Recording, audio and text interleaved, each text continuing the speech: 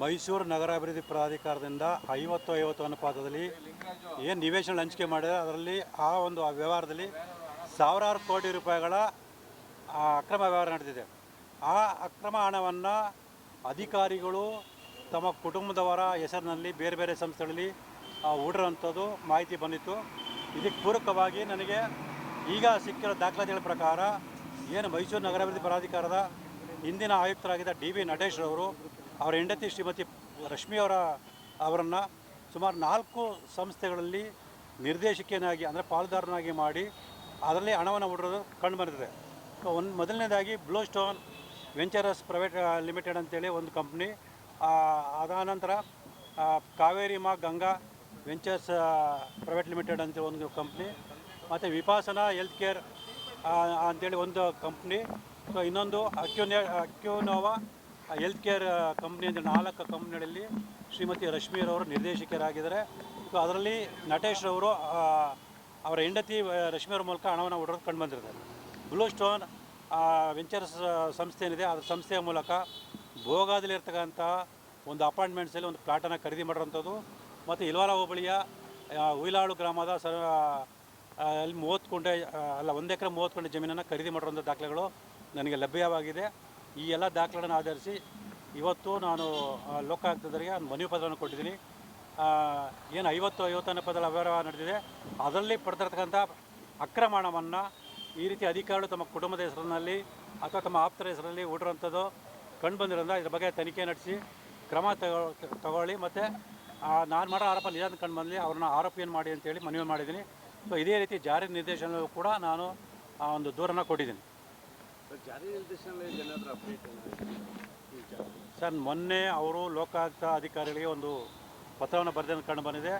ಆ ಪತ್ರದಲ್ಲಿ ಏನು ನಾನು ಆರೋಪ ಮಾಡಿದ್ದೀನಿ ಆ ಆರೋಪಗಳು ಮೇಲ್ನೋಟಕ್ಕೆ ಸಾಬೀತಾಗಿದ್ದನ್ನು ಕೂಡ ಅವರು ತಿಳಿಸಿರೋದು ಕೂಡ ಕಂಡು ಬಂದಿದೆ. ಸರ್, ಈಗ ನಿನ್ನೆ ಒಬ್ಬರು ಎನ್ಕ್ವೈರಿ ಬಂದಾಗ ಹೇಳ್ತಾರೆ ಕಾನೂನು ಪ್ರಕಾರವೇ ಆಗಿದೆ, ಕೋರ್ಟ್ ಆದೇಶದಿಂದ. ಸರ್, ಯಾವ ಕಾನೂನು ಪ್ರಕಾರ ಆಗಿದೆ, ಯಾವ ಕೋರ್ಟ್ ಆದೇಶ ಪ್ರಕಾರ ಆಗಿದೆ, ದಯವಿಟ್ಟು ಅದನ್ನು ಬಿಡುಗಡೆ ಮಾಡೋಕ್ಕೆ ಕೇಳಿ. ಸೊ ಅದು ಅಕ್ರಮ ಅಂತೇಳಿ ಪೂರಕವಾದ ಹಲವಾರು ದಾಖಲೆಗಳನ್ನು ನಾನು ಈಗಾಗಲೇ ಬಿಡುಗಡೆ ಮಾಡಿದ್ದೀನಿ. ಸೊ ಯಾರು ಆ ರೀತಿ ಹೇಳ್ತಾರೆ ಅದಕ್ಕೆ ಸ್ಪಷ್ಟೀಕರಣವನ್ನು ಮತ್ತು ಅದಕ್ಕೆ ಪೂರಕವಾದ ದಾಖಲಾತಿಗಳನ್ನು ದಯವಿಟ್ಟು ಬಿಡುಗಡೆ ಮಾಡಿ ಸರ್. ಆವಾಗ ನಾನು ಕೂಡ ಅದ್ರ ಬಗ್ಗೆ ಪರಿಶೀಲನೆ ಮಾಡ್ಬೋದು, ಸತ್ಯವನ್ನು ಒಪ್ಕೊಳ್ಬೋದು. ಯಾವುದೋ ದಾಖಲಾತಿ ಹೇಳಿದ್ರೆ ಸ್ಪಷ್ಟ ಮಾಹಿತಿ ಇಲ್ಲದೆ ಸುಮ್ಮನೆ ಸುಳ್ಳು ಆರೋಪ ಅಂತೇಳಿ ಅವರು ಹೇಳಿಕೆಗಳನ್ನು ಕೊಡ್ತಾ ಇದ್ದಾರೆ. ಸರ್, ಈಗ ನಿನ್ನೆ ರಾಜೀವ್ ಅವರು ತನಿಖೆಗೆ ಬಂದಿದ್ದರು. ಸಿದ್ದರಾಮಯ್ಯ ಅವರ NPSಗೆ ಸೈಟ್ ಅಲರ್ಟ್ ಆಗಿದ್ದು ಅವರ ಅಧ್ಯಕ್ಷ ಆದಾಗೆ ಅವ್ರು ಹೇಳ್ತಾರೆ ಕಾನೂನು ಪ್ರಕಾರವಾಗಿ ಮಾಡಿದ್ದೀನಿ. ಸರ್, ಅದನ್ನ ಹೇಳಿದ್ರೆ ಯಾವ ಕಾನೂನು ನೋಡಿ, ಅವ್ರಿಗೇನು ಶ್ರೀಮತಿ ಪಾರ್ವತಿಯವರ ಹೆಸರಿಗೆ ಮಂಜೂರಾತಿ ಪತ್ರ ಕೊಟ್ಟಿದ್ದಾರೆ. ಆ ಮಂಜೂರಾತಿ ಪತ್ರದಲ್ಲಿ 2015 ಇಸ್ವಿಯಲ್ಲಿ ಸರ್ಕಾರದಿಂದ ಹೊರಡಿಸಿರತಕ್ಕಂಥ ಅಧಿಸೂಚನೆ ಉಲ್ಲೇಖ ಮಾಡಿದ್ದಾರೆ. ನೀವು ಆ ಅಧಿಸೂಚನೆ ನೋಡ್ಬೋದು. ಅದರಲ್ಲಿ 50-50 ಅನುಪಾತ ನಿವೇಶನ ಕೊಡಬೇಕು ಅಂದರೆ ಯಾವುದೇ ಉಲ್ಲೇಖ ಇಲ್ಲ. ಮತ್ತು ಶ್ರೀಮತಿ ಪಾರ್ವತಿ ಹೆಸರು ನೋಂದಣಿಯಾಗಿರ್ತಕ್ಕಂಥ ಕ್ರಯಪತ್ರ ನೋಡ್ಬೋದು. ಆ ಕ್ರಯಪತ್ರದಲ್ಲಿ 1991 ನಿಯಮಾವಳಿ ಅನ್ವಯ ಆಗುತ್ತೆ ಅಂತ ಹೇಳ್ತಾರೆ. ನೀವು ಆ ನಿಯಮಾವಳಿನ ನೋಡಿದಾಗಲೂ ಕೂಡ 50-50 ಅನುಪಾತ ನಿವೇಶನ ಕೊಡಬೇಕು ಅಂದರೆ ಎಲ್ಲೂ ಉಲ್ಲೇಖ ಇಲ್ಲ. ಇವರು ಸುಮ್ಮನೆ ಸುಳ್ಳು ಹೇಳಿಕೆಗಳನ್ನು ಕೊಡುವ ಮೂಲಕ ಜನರ ದಿಕ್ಕನ್ನು ತಪ್ಪಿಸುವಂಥ ಪ್ರಯತ್ನಗಳನ್ನು ಮಾಡ್ತಾ ಇದ್ದಾರೆ. ಸರ್, ಪಾರ್ವತಿ ಅವರಿಗೆ ನಿವೇಶನ ಕೊಡಿ ಅಂತೇಳಿ ಸಿದ್ದರಾಮಯ್ಯ ಶಿಫಾರಸು ಪತ್ರ ಕೊಟ್ಟಿದ್ದಾರೆ.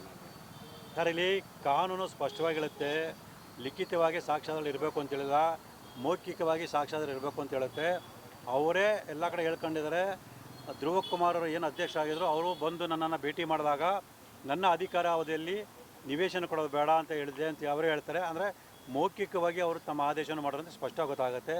ಈ ಕಾನೂನು ಮೌಖಿಕವಾಗಿರತಕ್ಕ ಸಾಕ್ಷ್ಯಗಳನ್ನು ಕೂಡ ಸಂದರ್ಭಕ್ಕನುಗುಣವಾಗಿ ಪರಿಗಣಿಸುತ್ತೆ. ಇವತ್ತು ಕೇಸ್ ಕೋರ್ಟ್ ಮುಂದೆ ಇದೆ ಸರ್, ಅದ್ರ ಬಗ್ಗೆ ಸರ್, ಏನು ಮಾನ್ಯ ಕರ್ನಾಟಕ ಉಚ್ಚ ನ್ಯಾಯಾಲಯದ ಏಕಸದಸ್ಯ ಪೀಠ ಆದೇಶ ಮಾಡಿತ್ತು. ಆ ಆದೇಶನ ಪ್ರಶ್ನೆ ಮಾಡಿ ಅವರು ಮೇಲ್ಮನವಿ ಸಲ್ಲಿಸಿದರೆ ಅದರ ವಿಚಾರಣೆ ಇವತ್ತಿದೆ. ನಮ್ಮ ಪ್ರಕಾರ ಅವರು ಅರ್ಜಿ ಹಾಕಿರತಕ್ಕಂಥ ಮೇಲ್ಮನವಿ ವಜಾ ಆಗೋದ್ರಲ್ಲಿ ಯಾವುದೇ ರೀತಿ ಅನುಮಾನ ಇಲ್ಲ. ಯಾಕೆ ಅಂತ ಹೇಳಿದ್ರೆ ಆ ಮೇಲ್ಮನೆ ಪರಿಗಣಿಸಬೇಕಾದಂಥ ಯಾವುದೇ ಒಂದು ಬಲವಾದ ಸಾಕ್ಷ್ಯಗಳಾಗಲಿ ಅಥವಾ ವಿಚಾರವಾಗಲಿ ಅವರ ಅರ್ಜಿಯಲ್ಲಿ ಕಂಡು ಬಂದಿಲ್ಲ. ಸಿಬಿಐಗೆ ಹೋಗುತ್ತೆ ಸರ್, ಖಂಡಿತವಾಗಲೂ ಸಿಬಿಐಗೆ ನಾವೇನು ಕೊಡಬೇಕು ಅಂತ ಮನವಿ ಮಾಡ್ಕೊಂಡಿದ್ದೀವಿ. ಅದರ ಅರ್ಜಿಯ ಇದೇ 10ನೇ ತಾರೀಕು ವಿಚಾರಣೆ ಇದೆ. ಬಹುಶಃ ವಿಚಾರಣೆ ನಡೆದ ನಂತರ ಮಾನ್ಯ ನ್ಯಾಯಾಲಯ ಖಂಡಿತವಾಗಲೂ ಈ ಒಂದು ಪ್ರಕರಣವನ್ನು ಸಿಬಿಐಗೆ ಕೊಡುವಂಥ ಎಲ್ಲ ಸಾಧ್ಯತೆ ಇದೆ. ಯಾಕೆ ಅಂತಂದರೆ ಅದಕ್ಕೆ ಪೂರಕವಾದ ಎಲ್ಲ ಸಾಕ್ಷ್ಯಗಳು ನಮ್ಮ ಹತ್ರ ಲಭ್ಯ ಇದೆ.